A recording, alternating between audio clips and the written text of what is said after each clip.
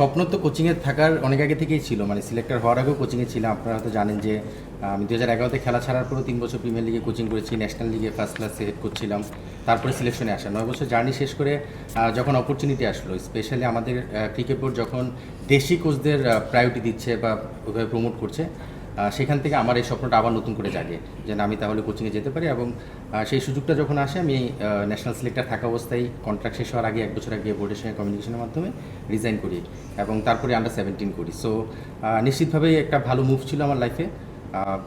So সেটার মানে রিফ্লেকশনটা দেখা যাচ্ছে যে ক্রিকেট বোর্ড আমার উপর ট্রাস্ট করছে, যেখানে আন্ডার-19-এর দায়িত্ব দিচ্ছে। নিশ্চিতভাবে এটা আমার জন্য অনেক বড় একটা প্ল্যাটফর্ম।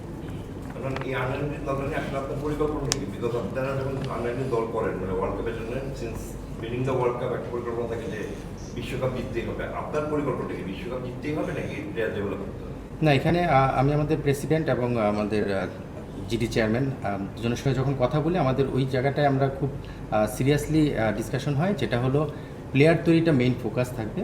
বিকজ আন্ডার-19 শেষ হওয়ার পরে আমরা নেক্সট যদি আমরা ধরি আন্ডার-23 বা এইচপি যেখানেই যাবে প্লেয়াররা, সেখানে যেন বড় রকমের একটা সংখ্যা, মানে 5, 7, 10 জন প্লেয়ার যারা ওয়ার্ল্ড ক্রিকেটে রিপ্রেজেন্ট করতে পারবে, এই ধরনের প্লেয়ার তৈরি করাটাতে ফোকাস থাকবে। সো রেজাল্ট নিশ্চিতভাবেই সেটা করার দিকে নজর থাকবে, বাট মূল ফোকাসটা থাকবে কোয়ালিটি প্লেয়ার বা ইন্টারন্যাশনাল লেভেল প্লেয়ার তৈরির জন্য যে প্রসেসটা মেনটেন করা, সেটা ইনশিওর করা। সো তার সঙ্গে রেজাল্ট সময় বলে দেবে।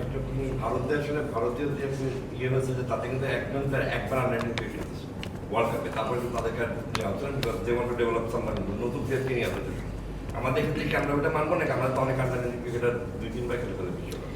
এটা আসলে যেহেতু আমি সিলেক্টর ছিলাম, সেই জায়গা থেকে এটার সঙ্গে রিলেট করা যায়।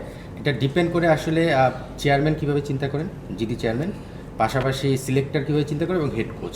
সো এটা কম্বাইন্ড একটা ডিসিশন। এটা এই মুহূর্তে যে হেড কোচ আমি আসলে ডিসিশনটা দেওয়া খুব টাফ, বাট নিশ্চিতভাবে আমরা যখন সিলেকশন ক্রাইটেরিয়াতে বসবো, তখন সিলেক্টর থাকবেন, আমি হেড কোচ হিসেবে হয়তো সেখানে প্রেজেন্ট থাকবো, চেয়ারম্যান থাকবেন, আমরা মিলে ডিসাইড করবো যে আমরা আসলে কোন প্রসেসে যাব। বাট নর্মালি আমাকে যদি পার্সোনালি বলা হয়, আমি অনেক প্রেফার করি যে একজন যদি একটা এক্সপোজার পেয়ে যায়, তাকে হয়তো সেই জায়গাটা আবার নতুনভাবে চিন্তা না করে নতুন কাউকে প্রমোট করাটা মনে বুদ্ধিমানের কাজ হবে। সো একটা ডিসিশন সময় বলে দেবে।